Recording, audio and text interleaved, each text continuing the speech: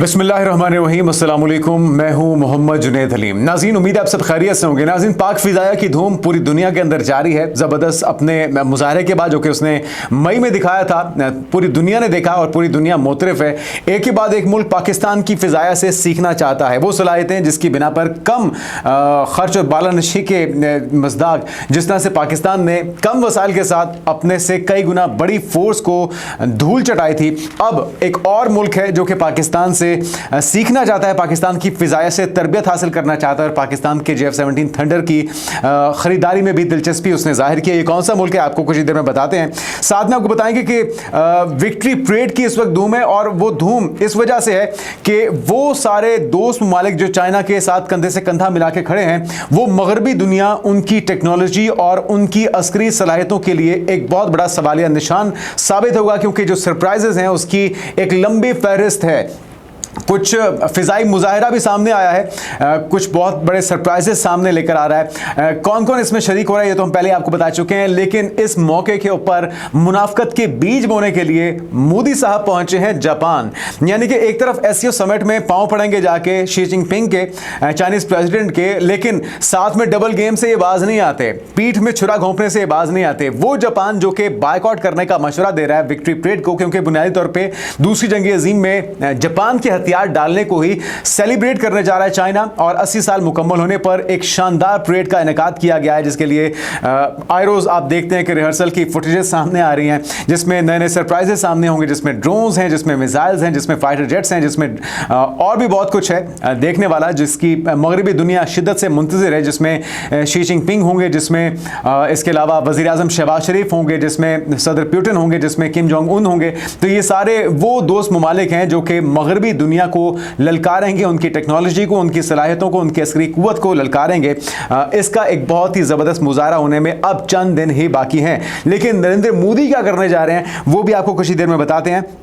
साथ में आपको बताएंगे कि पाकिस्तान हर महाज का फाते है और अब जो तबसरे तज्जिए थे उसके अंदर एक और इजाफा हुआ है। नामवर फॉरेन पॉलिसी एक्सपर्ट हैं एल्दार मेमदोफ, जिनकी तरफ से सारी रुदात सुनाई गई है अपने अल्फाज में। क्या कहना था उनका, किस तरह से वो पाकिस्तान की अस्करी कुव्वत के मोतरफ हैं, किस तरह से वो पाकिस्तान की सिफारती कामयाबी को बयान कर रहे हैं अपने अल्फाज में, इसका भी कुछ खुलासा आपके सामने रखेंगे। साथ में आपको बताएंगे कि वो मामला जो कि पाकिस्तान की तरफ से पहले ही बड़ा वाज़ेह, अफगानिस्तान को एक बार नहीं मुत्तादिद मरतबा तालिबान हुकूमत को कहा गया कि भाई अपनी सरहदों को महफूज बनाइए, अपनी मुल्क की सरहदों को पाकिस्तान के खिलाफ इस्तेमाल होने से रोकिए, क्योंकि माजी के अंदर एक ट्रैक रिकॉर्ड रहा है रॉ का गढ़, और रॉ को भारत अपने मकासद के लिए अफगानिस्तान की सरजमीन को इस्तेमाल करवाता रहा है चंद डॉलर्स के एवज, और हमने देखा है कि उसका एक भारी नुकसान अफगानिस्तान के लोगों को, अफगानिस्तान की खुद मुख्तारी को हुआ है। लेकिन अगर ये सिलसिला अब भी जारी रहेगा तो पाकिस्तान की तरफ से वाज़ेह कहा गया था कि कोई किसी किस्म की रियायत नहीं बरती जाएगी, लेकिन ये जो हालिया नंगरहार में या खौस में होने वाला हमला है उसको बार बार पाकिस्तान के साथ जोड़ने की कोशिश की जा रही है, और उसमें कोलेक्ट्रल डैमेज की भी बात हो रही है। कुछ बच्चों की तस्वीर भी वायरल की जा रही है कि जी ये मासूम बच्चों को निशाना बनाया गया। हकीकत इसके बरक्स है, हम पहले ही बता चुके हैं, लेकिन कुछ मजीद हक़ाइक़ आपके साथ शेयर करेंगे। साथ में आपको एक ख़बर देंगे, इजराइल जो कि अपनी जंगी जराइम की वजह से, अपने उस हरदर्मी की वजह से पूरी दुनिया की तनकीद का निशाना बन रहा है, अब उसने एक और मुस्लिम मुल्क के ऊपर हमला किया है और उनके वज़ीर आज़म को मारा भी है। ये कौन सा मुल्क है, किस वज़ीर आज़म को निशाना बनाया गया इस बार, इससे मुतल्लिक़ कुछ अहम फैक्ट्स आपके साथ शेयर करते हैं। साथ में आपको ये खबर भी देंगे कि एक तरफ तो चाइना अपनी अस्करी कुव्वत का मुजाहरा कर रहा है, साथ में दूसरी तरफ जो अमरीकी साख्ता F-16 है वो क्रैश हुआ है, और इस क्रैश के जो विजुअल्स हैं वो सोशल मीडिया पर वायरल हुए। किस मुल्क की तरफ से ये जो F-16 है वो क्रैश हुआ है, इसकी वजूहात क्या है मुमकिन तौर पे, क्योंकि इस एयर क्रैश के अंदर, इस फ़िज़ाई हादसे के अंदर पायलट भी अपनी जान की बाजी हार गया है। इसके विजुअल्स आपको दिखाएंगे और साथ में आपको दिखाएंगे कि मोदी सरकार की जो मुनाफ़क़त है वो सिर्फ मुसलमानों के लिए नहीं है, जो नफरत है, उनकी जो प्रोपेगेंडे की सियासत है वो सिर्फ मुसलमानों के लिए नहीं है। पाकिस्तान की सिख कम्युनिटी है नाज़रीन, वो बहुत ही अफसुर्दा है। करतारपुर साहब के अंदर जिस तरह से भारत ने पानी छोड़ के उसको डुबोया है और क्या तहफ़्फ़ुज़ात हैं उनके, किस तरह से अपने दुख और दर्द का इजहार वो कर रहे हैं और शिकवा कर रहे हैं मोदी सरकार से कि उन्होंने दरख्वास्त तो की थी कि 2500 सिख यात्रियों को पंजाब से आने की इजाज़त दी जाए, लेकिन 2.5 लाख का रेला उन्होंने छोड़ दिया। क्या कहना था उन्हीं की जुबानी आपको कुछ ही देर में सुनवाएंगे। तो एक एक करके तमाम खबरें आपके साथ शेयर करते हैं नाज़रीन।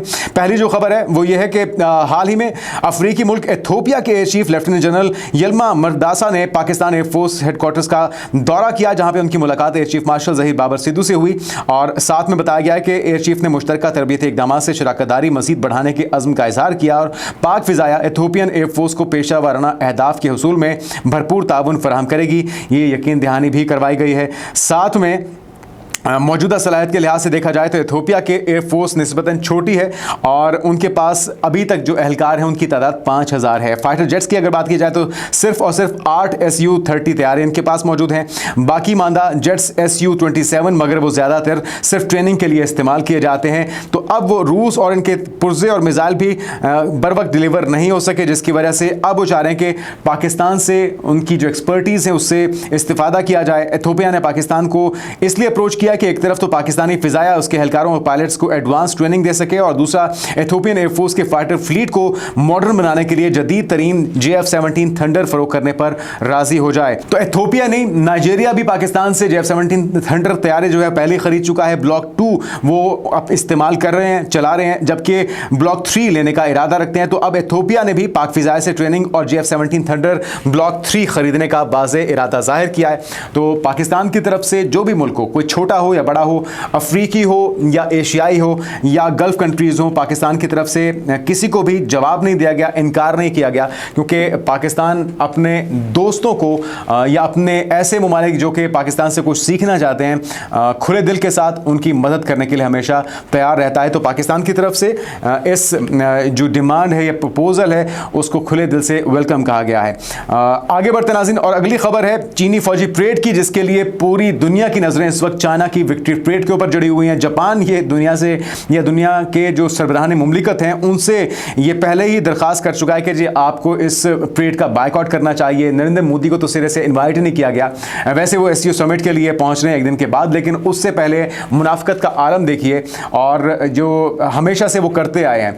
इससे पहले कि वो चाइना पहुंचते जापान पहुंचे हैं और ये मैसेज दिया है कि चाइना और भारत जो है वो जितने भी अच्छे ताल्लुकात कर लें, भारत जो है वो मुनाफकत से बाज नहीं आएगा। और एक ऐसे मौके जब वो सेलिब्रेट करने जा रहे हैं दूसरी जंग अजीम के अंदर जापान के हथियार डालने को और अपनी विक्ट्री को, तो भारत ने ये मैसेज दे दिया कि वो आज भी जापान के साथ खड़ा है, चाइना के साथ वो किसी भी तौर पे अपने ताल्लुकात को या अंदर से झुका जाता है ना, दिल से किसी भी तौर पे वो अपने जो रंजिशें हैं या जो इख्तिलाफात हैं उनको दूर करने के लिए तैयार नहीं है। 3 सितंबर को शेड्यूल जो यौम फतह की तकरीब है नाज़रीन, जो दूसरी जंग अजीम है इसके खात्मे और जापान के बाज़ाब्ता हथियार डालने के याद में इसे मनाया जा रहा है। इस मौके पर रूसी सदर व्लादिमीर पुतिन, शुमाली कोरिया के रहनुमा किम जोंग उन पहली बार चीनी सदर के साथ अवामी सतह पर शरीक होंगे और इस तकरीब में पाकिस्तान के वज़ीर आज़म शहबाज शरीफ, ईरानी सदर मसूद पेज़ेश्कियान और म्यांमार की फ़ौजी हुकूमत के सरबराह भी शिरकत कर रहे हैं। जबकि फ़ौजी परेड में 10,000 फ़ौजी इसमें शिरकत करेंगे और सड़कों पर मार्च किया जाएगा, जबकि चीनी अफवाज अपने जदीद तरीन हथियार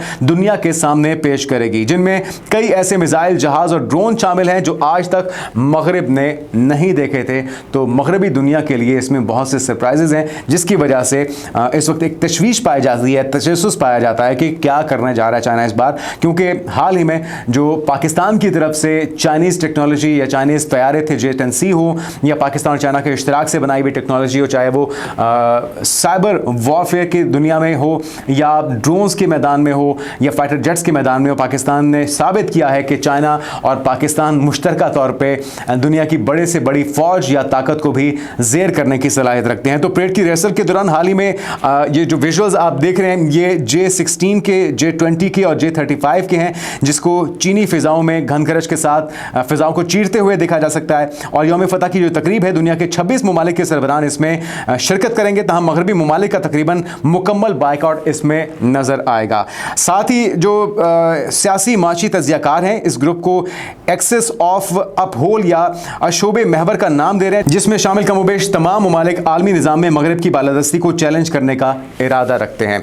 तो अब चंद ही दिन रह चुके हैं, जो अपडेट्स होंगी, जो पेशरफ्त होगी, उसको आपका आगाह करते रहेंगे। हम आगे बढ़ते हैं और खबर देते हैं आपको नंबर फॉरेन पॉलिसी एक्सपर्ट एल्दार मेमदोव की, जिन्होंने पाक अमेरिका ताल्लुकात के हवाले से अपना आर्टिकल जो हालिया लिखा है, उसमें उन्होंने पाकिस्तान और मई की जो जंग थी, पाकिस्तान और भारत की जो जंग थी मई में होने वाली, उसमें तैयारे मार गिराने और सिफारती मैदान में पाकिस्तान की बढ़तरी का इजहार किया है। और साथ में उन्होंने कहा है कि अमेरिका में अपनी पोजीशन पाकिस्तान ने जबरदस्त तरीके से बेहतर बनाई है, ट्रंप की कुर्बत भी उन्होंने हासिल की है। तो एक साथ कई महाज के ऊपर पाकिस्तान ने यह साबित किया है कि वो भारत से बहुत बेहतर तरीके से प्ले कर गया है। एल्दार मेमदोव के मुताबिक मई में पहलगाम हमले के बाद भारत ने पाकिस्तान पर हमला किया, मगर पाकिस्तान ने बरवक्त कार्रवाई करते हुए भारतीय तैयारे मार गिराए और एक महदूद मुद्दत की कशीदगी के दौरान जंग को वुसअत देने से गुरेज भी किया। और उनके मुताबिक 4 रोज़ा ये कशीदगी सदर ट्रंप की मुदाखलत से खत्म हुई थी, जिसका बार बार भारत इनकारी है और इसको भारी कीमत भी चुकानी पड़ी है। साथ में माहिर आलमी अमूर ने कहा है कि फील्ड मार्शल आसिम मुनीर के मुतवाजन और मुस्तकिल मिजाज रवैये ने ट्रंप को मुतासिर किया और दोनों रहनुमाओं के ताल्लुकात ब्रोमेंस की शक्ल इख्तियार कर गए हैं। अगली खबर नाज़रीन काबुल से है, जहां पे अफगानिस्तान के सूबा नंगरहार और खोस्त में 2 अलग अलग वाकयात में कम अज कम 3 अफराद जाँ बहक और 6 जख्मी हुए थे। खबर हमने आपको दी थी। खबर यह नाज़रीन कि अफगान हुकूमत अब पाकिस्तान के ऊपर इल्ज़ाम लगा रही है कि नंगरहार और खोस्त के ऊपर जो 2 अलग अलग हमले हुए हैं, उसकी जिम्मेदारी पाकिस्तान के ऊपर आयद हुई है। गो कि इस्लामाबाद की तरफ से अभी तक कोई किसी किस्म का मौक़िफ़ या जवाब नहीं आया, लेकिन पाकिस्तान अपनी तमाम तर जो कार्रवाइयाँ हैं वो बता के करता है। ये जो मामला है, तालिबान की वजारत ख़ारजा ने एक बयान में अफगानिस्तान की फ़िज़ाई हदूद की खिलाफ वर्जी की शदीद अल्फाज में मजम्मत करते हुए कहा कि शहरी आबादी पर बमबारी जैसे गैर जिम्मेदाराना इक़दाम की संगीन नताइज बरामद होंगे। और इस सिलसिले में पाकिस्तान के सफ़ीर अब्दुर्रहमान निज़ामानी को एहतजाजी मरासला भी थमा दिया गया है, लेकिन पाकिस्तान की तरफ से सब्र व तहम्मुल का मुज़ाहरा किया जा रहा है। पाकिस्तान बारहा ये कह चुका है कि पाकिस्तान किसी किस्म की दरअंदाजी को बर्दाश्त नहीं करेगा, क्योंकि पहले पाकिस्तान बहुत सी कीमती जानों का नुकसान उठा चुका है। बहुत से उसमें सिक्योरिटी ऑफिशियल्स हैं,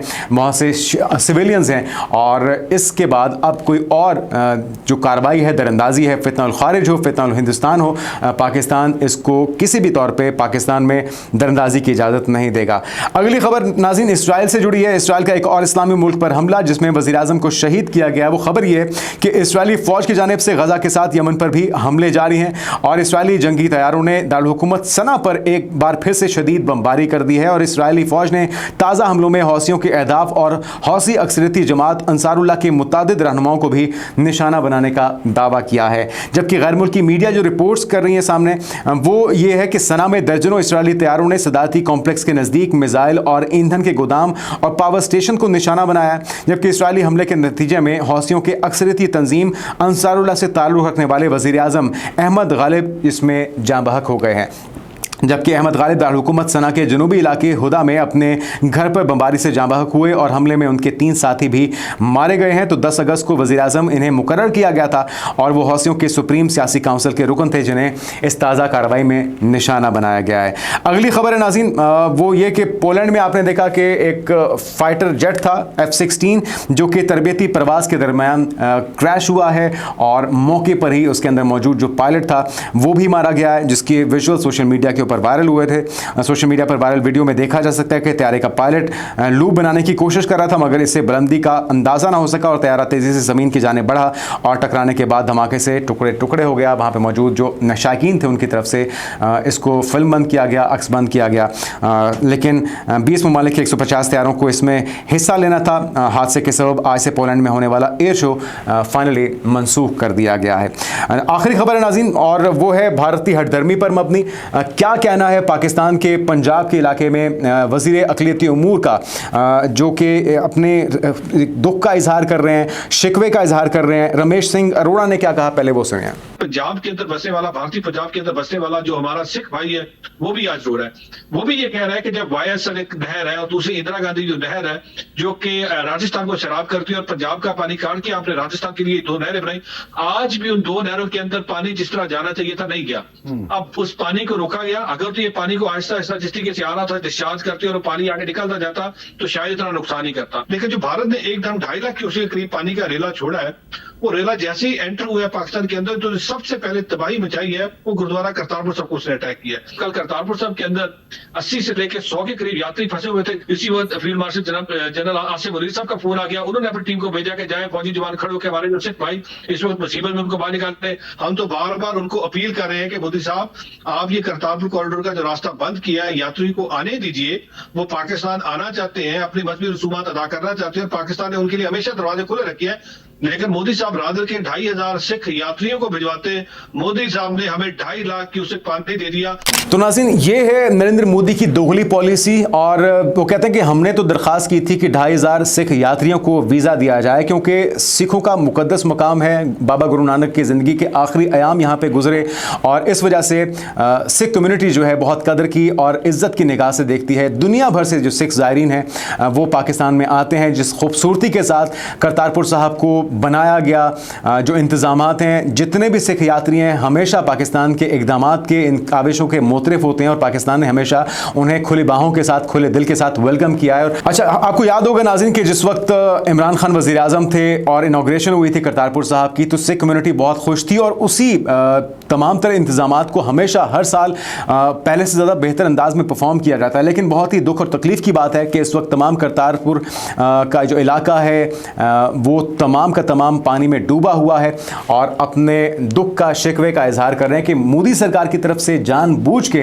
ये मजमूम हरकत की गई है। एक तीर से कई शिकार करते हुए, एक तो पाकिस्तान की हुकूमत को वो चाहते थे कि दूरियां पैदा हों, जो सिख यात्री वहां से आते हैं उनकी मजहबी रसूमात के अंदर रुकावट पैदा की जा सके और साथ में पाकिस्तान को डैमेज किया जा सके आलमी सतह पर, क्योंकि ये पहले ही कह चुके हैं कि इंडस वाटर ट्रीटी को वो नहीं मानते और ना ही उस चैनल के जरिए बर वक्त पाकिस्तान को इतला दी गई। लेकिन साथ में हमें भी अपना होमवर्क कंप्लीट करना होगा, उन नाकामियों और उन कोताहियों को यकीनी तौर पे अगले साल के लिए बेहतर इंतजामात के साथ बदलना होगा और वो सारे इकदामात जिससे हम अपने घर को इन ऑर्डर कर सकते हैं, सैलाबी सूरत हाल को कंट्रोल कर सकते हैं। क्योंकि ये पहली बार सैलाब नहीं है, हर साल ये सैलाब आता है, हर साल तबाही मचाता है। आधा साल पानी की किल्लत की वजह से पाकिस्तान की आवाम परेशान रहती है, सूबे आपस में नोक झोंक करते हैं, तकरार होती है और आधा साल हम देखते हैं कि बारिश के पानी की वजह से ये मसाइल, ये सैलाब के पानी की वजह से मसाइल होते हैं। तो इसका मुस्तकिल हल हमें तलाश करना होगा ताकि भारत की जो शरारत है इससे मुकम्मल तौर पे अजाला या खात्मा इसका मुमकिन हो पाए। आने वाले दिनों की पेशरफ से आपको आगाह करते हैं कि अब तक के लिए इतना इजाज़त दीजिए। अल्लाह हाफ़िज़।